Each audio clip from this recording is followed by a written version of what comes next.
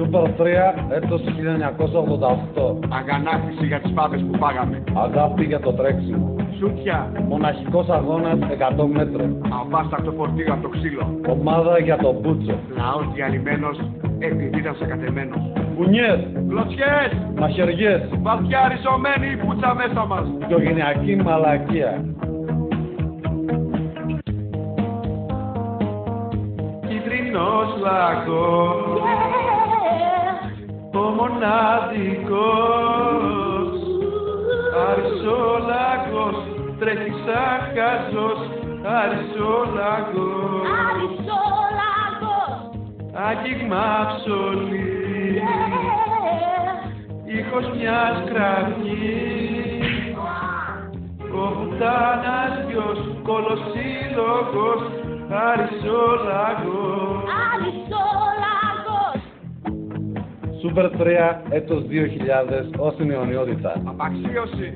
Οργάνωση του κόλου. Διατήρηση του Super 3 στην κορυφή των καλύτερων σπρίντερ.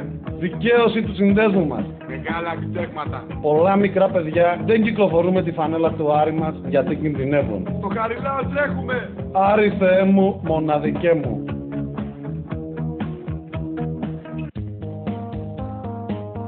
Κίτρινος λαγός, ο μοναδικός.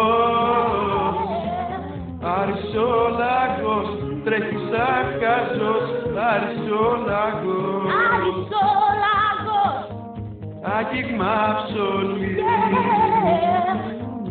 ήχος μιας κραυγής. Ο πουτάνας γιος, κολοσσύλλογος. Αρισόλαγος. Θα σε τρέξω λιγινία.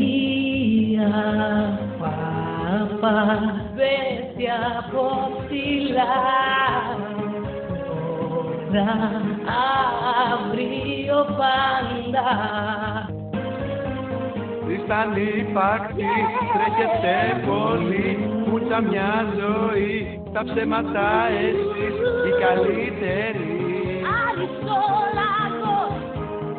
Σκατόφλωροι. Σε τσάκωσα σκουλίκι.